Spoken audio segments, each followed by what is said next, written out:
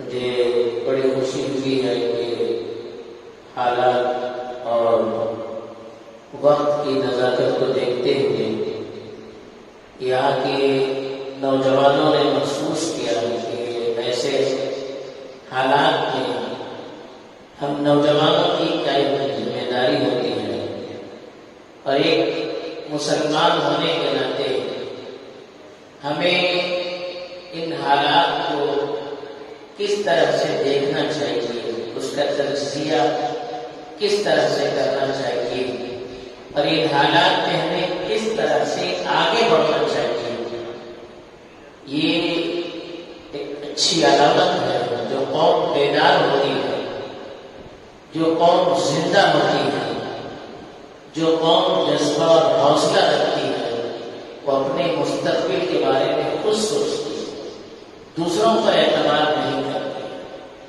جو قوم اپنے مستقبل کے سلسلے میں، اپنے فیوچر کے سلسلے میں دوسروں پر بھروسہ کرتی ہے، وہ قوم کبھی اپنے پیر پر کھڑی نہیں ہو سکتی، وہ قوم پھر کبھی آگے نہیں بڑھ سکتی، ہمیشہ دوسروں کے پیچھے چلے جائے، پھر اس کو غلبہ اور عزت حاصل نہیں ہو سکتی۔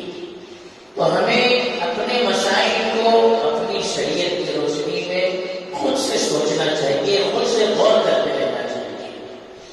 وہ قوم ترقی کرتی ہے جو اپنا جائزہ لیتی ہے، جو اپنا حساب لیتی ہے، جو امید کی جا سکتی ہے کہ وہ آگے بڑھ سکتی ہے۔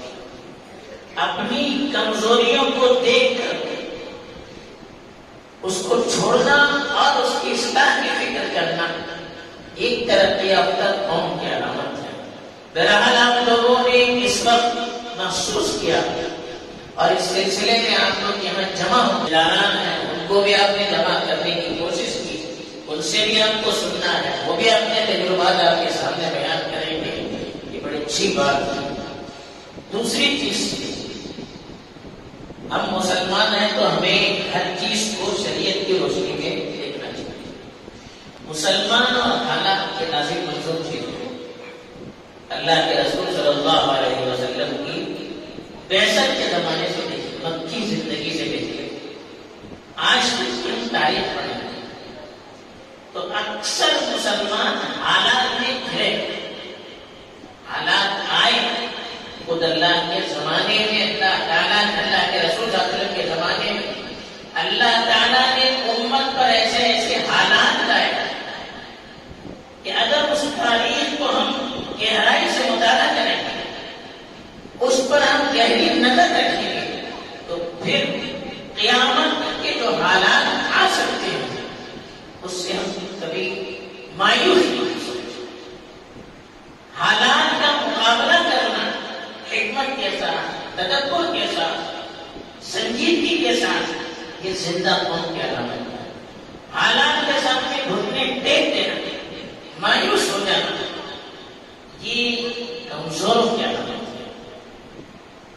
ایسے آج کے جو حالات ہیں، لوگ ایک قسم کی مایوسی کا شکار ہو رہے ہیں، بلکہ افسوس تو یہ ہو رہا ہے کہ لوگوں کو مایوس بھی کیا جا رہا ہے، حالات کو بڑا چڑھا کر پیش کیا جا رہا ہے، ان کی تدبیروں کی اور ان کی پالیسیوں کو ایسے پیش کیا جا رہا ہے کہ دنیا کا مقدر اللہ نے ان کے ہاتھ میں دے رکھا ہے۔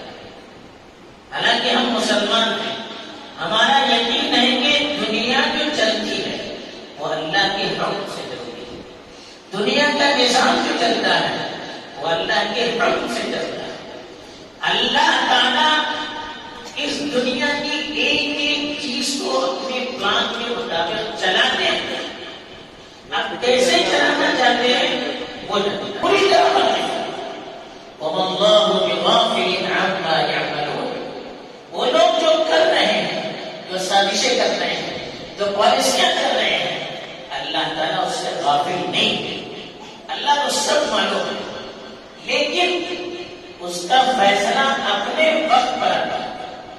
اللہ ہمارے نوکر نہیں ہے، اللہ ہمارے غلام نہیں ہے کہ ہم ہاتھ اٹھائیں اوپر سے فیصلہ اٹھائیں گے، ہمارے حکم کے اللہ منتظر نہیں ہے، اس کا اپنا پلان ہے، اس کے اپنے شرائط ہیں، اس کے اپنے اصول ہیں، اس کا اپنا وقت ہے، اس کے مطابق اللہ کی طرف سے فیصلے کرتے ہیں۔ تو جب اللہ تعالیٰ کا فیصلہ ہوگا تو چٹکیوں میں چیزیں ختم ہو جائیں گی۔ قرآن کے حوالے سے آپ کو میں بتا سکتا ہوں کہ مکے میں جب حالات بڑے سخت ہو گئے،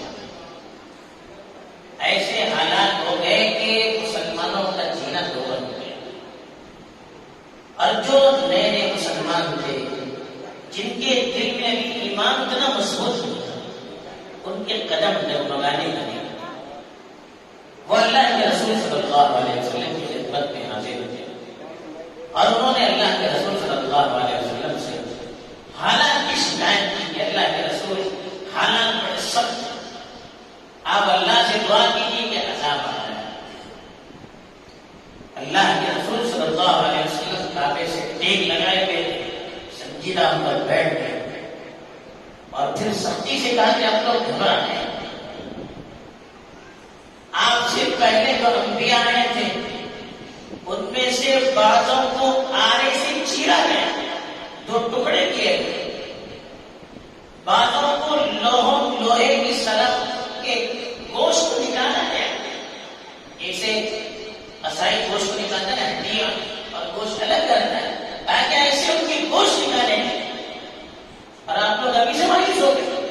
یعنی اللہ کے رسول صلی اللہ علیہ وسلم نے بتایا کہ آج جو حالات ہیں اس سے سب اس وقت کے انبیاء پر حالات آئے کہ وہ پیچھے نہیں ہٹے، انہوں نے اپنا مشن چھوڑا۔ اس وقت اللہ کی طرف سے وہ آیات نازل ہوئی جن آیات نے ہم نے تلاوت کی۔ اللہ تعالیٰ اس وقت جو آیت اللہ نے نازل کی اس میں اللہ سوال کرتے ہیں، احسب الناس ان یترکوا ان یقولوا آمنا وهم اپنے دین کے سلسلے میں ہم کسی سے سمجھوتا نہیں کریں گے، مر سکتے ہیں لیکن دین کا سودا نہیں کر سکتے۔ ایسے لوگوں کے درمیان اور جو حکومت کے وقت کی ہاں میں ہاں ملا کر اپنی حفاظت چاہتے ہیں، اپنے آپ کو محفوظ رکھنا چاہتے ہیں، ان کے درمیان فرق کرنے کا یہی وقت ہوگا جب حالات سخت ہوتے ہیں، حالات سنگین ہوتے ہیں تو اس وقت امتحان ہوتا ہے۔ حالات نہیں آئے تو پھر امتحان نہیں ہو سکتا۔ تو یہ حالات یہ بھی ہمارے لیے امتحان ہے۔ اس وقت ہمیں اللہ کی دعوت پر، اللہ کے وعدوں پر پہلے سے زیادہ یقین کرنا چاہیے۔ صحابہ کے بارے میں بتایا گیا کہ ان پر جب حالات آتے تھے تو فزادتهم ایمان الذين قال لهم الناس ان الناس قد جمعوا لكم فاخشوهم فزادوهم ایمانا وقالوا حسبنا الله ونعم الوکیل۔ صحابہ کے حالات قرآن نے نقل کیے کہ ان سے جب کہا جاتا ہے کہ دیکھو دشمن آ چکے، دشمنوں سے ڈریے، تو کہتے ہیں کہ یہ تو ہمارا اللہ کا وعدہ ہے ہم سے، بجائے کرنے کے ان کے ایمان کے اندر اضافہ ہوتا ہے۔ حالات سے ان کے ایمان کے اندر کمزوری آنے کے بجائے ان کا ایمان بڑھتا تھا کہ اللہ نے جو وعدہ کیا وہ سچ ہے۔ حالات آئیں گے، ان حالات میں جمے رہنا، ان حالات میں اپنے دین پر قائم رہنا، ایک ایک شعبے پر قائم رہنا، یہ اصل امتحان ہے۔ کچھ وقت کا امتحان ہوتا ہے، امتحان ہمیشہ نہیں آتا ہے، کچھ وقت کا امتحان ہوتا ہے، اس کے بعد پھر اللہ کی مدد آنی شروع ہو جاتی ہے۔ جیسے رات کی تاریکی ہوتی ہے، رات جب سخت تاریک ہو جاتی ہے، جب سخت تاریکی ہوتی ہے تو اس کے بعد پھر صبح کی بہت کھلنے لگتی ہے۔ صبح رات کی تاریکی کے بعد پہلے مصیبت کو جھیلنا ہوتا ہے۔ قرآن نے کہا ان مع العسر یسرا، دو مرتبہ کہا ان مع العسر یسرا، ان مع العسر یسرا۔ ہر تکلیف کے پیچھے آسانی ہے، ہر تکلیف کے پیچھے آسانی ہے، دو مرتبہ قرآن نے ایک ساتھ کہا۔ تو ان حالات سے ہمیں گھبرانے کی ضرورت نہیں، ایسے موقع پر ہمیں اللہ پر پہلے سے زیادہ یقین کرنے کی ضرورت ہے، ہمیں اپنے دین پر پہلے سے زیادہ ثابت قدم رہنے کی ضرورت ہے۔ اور یہ بھی یاد رکھیے حکومتیں آتی ہیں جاتی ہیں. تاریخ پڑھیں گے آپ، وقت میں بڑے بڑے فرعون ہیں، کسی کو جواب دیا، کوئی ہمیشہ رہنے والا نہیں. وقت مقرر ہوتا ہے، پر مانتے ہیں پھر پر کاٹ دیے جاتے ہیں. کوئی ہمیشہ رہتا نہیں. وقت ایک مدت ہوتی ہے، اس مدت تک اللہ کی طرف سے ڈھیل دیا جاتا ہے، اس کے بعد پھر ان کا بستر لپیٹ دیا جاتا ہے. اس سے پہلے بھی بہت سارے فرعون آئے اس ملک میں بھی، اس سے پہلے بھی اس سے سخت ترین حالات ہے. ایمرجنسی بھی اس سے سخت حالات ہے. آزادی کے موقع پر 1857 سے 1757 سے 1857، پھر اس کے بعد 1857 سے 1947 کے درمیان میں جو حالات آئے، خاص طور پر یہاں کے مسلمانوں پر ہم سن نہیں سکتے.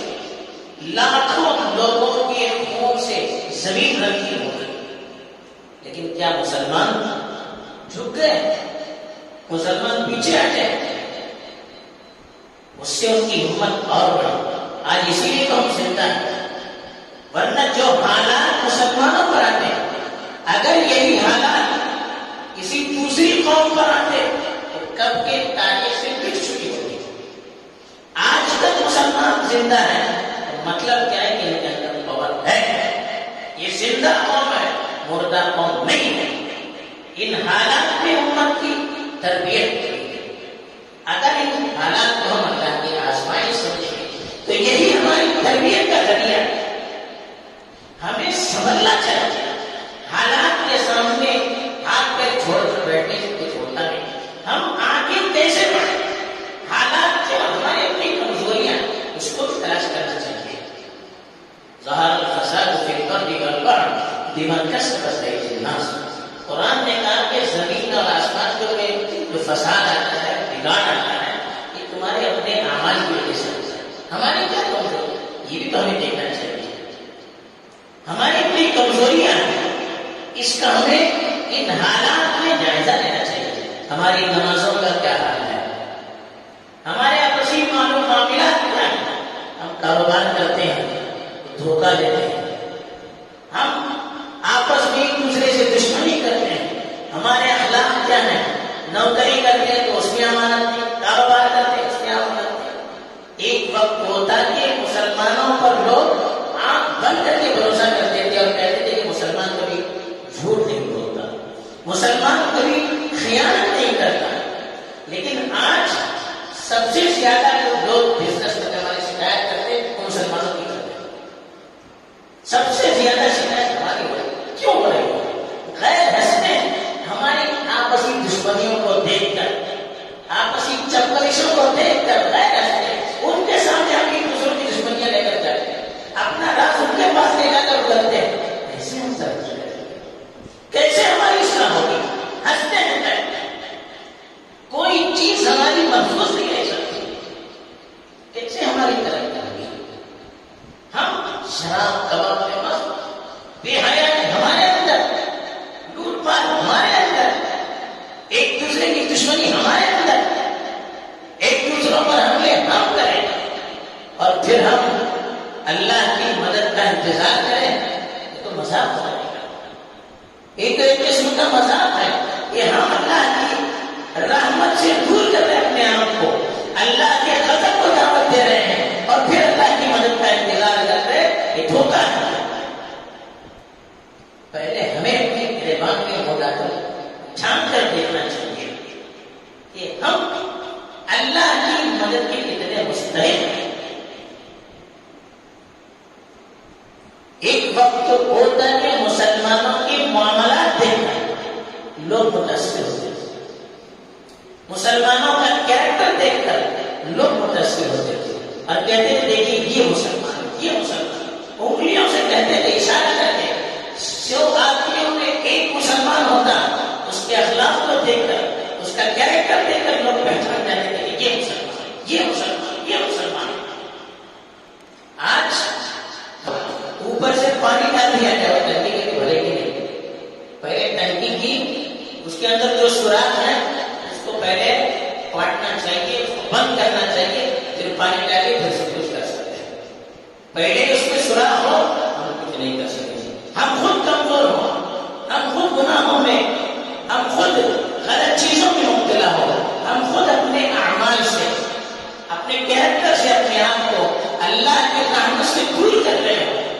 پھر ہم دشمنوں کا مقابلہ کیسے کر سکیں؟ پھر ہم دشمنوں کو کیسے متاثر کر سکیں؟ کس منہ سے ہم اسلام کا تعارف ان کے پاس کر سکیں؟ یہ حالات ہمارے بھی قصور اپنا بھی ہے، تو ہمیں دشمنوں سے زیادہ اپنے اوپر رونا چاہیے. تو اس کی ہمیں فکر کرنی چاہیے کہ حالات جو آتے ہیں اپنے اعمال کی وجہ سے آتے ہیں. ہمارے اعمال کیوں بگڑ رہے ہیں؟ کیا کیا ہمارے اندر کمزوریاں ہیں؟ اس کی اصلاح ہم پہلے کریں گے، ہمارے اخلاق اچھے بن جائیں گے، ہمارا کریکٹر درست ہو جائے گا، ہمارے اعمال سمجھ جائیں گے، ہماری سوسائٹی، ہمارا سماج، ہمارا معاشرہ اگر اچھے راستے کو اختیار کرے گا، دشمن خود بخود ہمارے سامنے جھک جائے. اللہ کا وعدہ ہے، وعد اللہ الذین آمنوا منکم وعملوا الصالحات لیستخلفنہم فی الارض. اللہ تعالیٰ نے وعدہ کیا ہے ان لوگوں سے جو پکے مومن ہو اور اچھے اعمال کرتے ہو. اللہ ضرور بضرور تاکید کے ساتھ علماء بیٹھے ہوئے ہیں، تاکید سے اللہ کہنے کہ اللہ ضرور بضرور زمین میں ان کو خلافت دے کر رکھے. خلیفہ بننے کے لیے اس کا کیریکٹر ہونا چاہیے، حکومت لینے کے لیے اس کے اندر صلاحیت بھی ہونی چاہیے. یہ معاف کیجیے، اپنے لوگ ہیں تو میں اپنی باتیں کرتا ہوں، میں اپنے ساتھیوں سے بھی کہتا ہوں کہ ہم ایک چھوٹی سی ادارے کو اتفاق کے ساتھ چلا نہیں پاتے. اپنی پنچایت، اپنی میونسپلٹی، اپنے ادارے اس کو ہم اتفاق سے چلا نہیں پاتے ہیں، کیا اللہ کی طرف سے حکومت کے مستحق ہے؟ یہ بھی تو سوچیے. افسوس کے ساتھ میں کہتا ہوں کہ اپنی شکایت ہم سب ایک، ہمیں اصلاح کرنا چاہیے. جب ہم ایک چھوٹا سا ادارہ اتفاق سے اس کو آگے نہیں بڑھا پاتے ہیں، صحیح طور پر اس کو سنبھال نہیں پا رہے ہیں، تو کیا اللہ ہمارے ہاتھ میں حکومت دے گی؟ ہم خلافت کے مستحق ہو سکتے ہیں، ہم حکومت کے مستحق ہو سکتے ہیں. ذرا اپنے گھر کا بھی مطالعہ دیکھنا چاہیے. اتنی چھوٹی چیزیں ہم سنبھال نہیں پا رہے ہیں، بڑے ملکوں کو کیسے سنبھال پا رہے ہیں، بڑے بڑے افراد دیکھتے ہیں، لیکن حقیقت ہماری کیا ہے اس سے ہمیں کبھی بھولنا نہیں چاہیے. تو ہم اپنی اصلاح کی خود فکر کریں، اپنے معاشرے کی خود فکر کریں. ہر آدمی کو اللہ تعالیٰ اس کے بارے میں پوچھے گا، اس کی اولاد کے بارے میں پوچھے گا، اس کے گھر والوں کے بارے میں پوچھے گا، اڑوس پڑوس کے بارے میں پوچھے گا. ہم خود اچھا بنیں گے، دنیا اچھی بنے گی. ہم سے زمانہ خود ہے، یہ زمانے میں دم نہیں، ہم سے زمانہ خود ہے، زمانے سے ہم. زمانہ ہم سے بنے گا، ہم کو زمانے کے پیچھے بھاگنے کی ضرورت نہیں. زمانے کو سنبھالنا یہ ہمارا کام ہے. زمانہ دیکھ کر رنگ بدلنا ایک مسلمان کا کام نہیں ہے. تو ہمیں رنگ بدلنے کی ضرورت نہیں، ہمیں ان کے مزاج میں ڈھلنے کی ضرورت نہیں، ہمیں ان کے سانچے میں ڈھلنے کی ضرورت نہیں. ان کو ہمارے سانچے میں ڈالنے کی ضرورت ہے، ان کو ہمارے رنگ میں رکھنے کی ضرورت ہے، ان کو ہمارے ماڈل کے اندر لانے کی ضرورت ہے. اس کے لیے پہلے ہم ماڈل بنے، اس کے لیے پہلے ہم اچھا بنے، ہمارا کریکٹر اچھا ہو، ہمارا سماج اچھا ہو. تو یہ فکر کرنی چاہیے، اپنی اصلاح کی فکر کرنی چاہیے. اپنے اندر دیکھیے، جب تک ہم درست نہیں ہوں گے، حالات درست نہیں ہوں گے. لا کوشش کیجیے، ان اللہ لا یغیر ما بقوم حتی یغیروا ما بانفسهم. اللہ کا وعدہ ہے کہ خدا نے آج تک اس قوم کی حالت نہیں بدلی، نہ ہو جس میں خیال خود اپنی حالت کے بدل گیا. اس وقت تک اللہ تعالیٰ کسی قوم کی حالت کو نہیں بدلتے ہیں جب تک وہ اپنے آپ کو. حالات برے بنتے ہیں تو ہمارے برے بننے سے، حالات سمجھتے ہیں ہمارے سمجھنے سے. تو جب تک ہم اچھے نہیں بنیں گے، لاکھ تدبیریں کریں، حالات بدلنے والے نہیں. حالات کو لانے والے ذمہ دار ہم. تو ہمیں سمجھنا ہوگا، ہمیں بننا ہوگا، ہمیں اپنے آپ کو سنبھالنا ہوگا، ہمیں اپنے آپ کو قیمتی بنانا ہوگا. قرآن نے کہا وَأَمَّا مَا يَنْفَعُ النَّاسَ فَيَمْكُثُ فِي الْأَرْضِ. جس چیز سے لوگوں کو فائدہ ہو وہ چیز زمین میں باقی رہے گی. اگر ہماری وجہ سے دنیا کو فائدہ ہوگا تو اللہ تعالیٰ ہمیں باقی رکھے گا. اگر ہماری وجہ سے دنیا تو فائدہ نہیں ہوگا، اللہ ہم کو لے جائے دوسرے کو بلائے. وَإِن تَتَوَلَّوْا يَسْتَبْدِلْ قَوْمًا غَيْرَكُمْ ثُمَّ لَا يَكُونُوا أَمْثَالَكُم. ایک پنکھا ہے، جب تک اس سے ہمیں فائدہ پہنچتا ہے ہم اوپر رہتے ہیں. یہ پنکھا جب اپنا کام چھوڑ دے گا، ہمارے لیے مفید نہیں رہے گا، ہم اٹھا کر اس کو کباڑی کے پھینک کرتے ہیں یا نہیں؟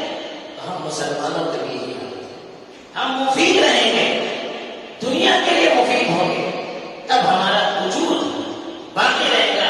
اور یہ ہمارے یہاں باقی رہنے کے لیے جواز. دیکھیے ہمیں دوسروں سے معاملہ کرنے کی ضرورت ہے. ہم مسلمان ہیں، ہمارے پاس ایک پیغام ہے، ہمارے پاس ایک میسج ہے اللہ کی طرف سے، ہمارے پاس اللہ کا پیغام ہے.